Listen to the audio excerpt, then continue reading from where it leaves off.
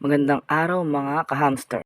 Ang daily cipher natin ngayong araw, June 14, 2024 ay Game 5. Ngayon, ituturo ko sa inyo ang code na dapat gamitin. Ito ang code na dapat nyong gamitin. Sa letter G, kailangan nyo ng dalawang long press tsaka isang short press. Sa letter A, isang short press at isang long press. Para naman sa letter M, dalawang long press.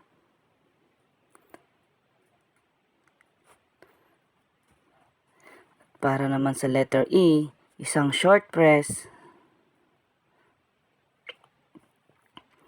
At para naman sa letter F, dalawang short press, isang long press, at saka isang short press ulit.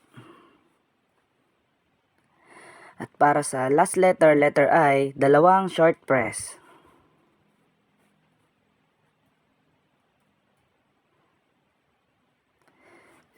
So yun, nakuha na natin ang daily cipher.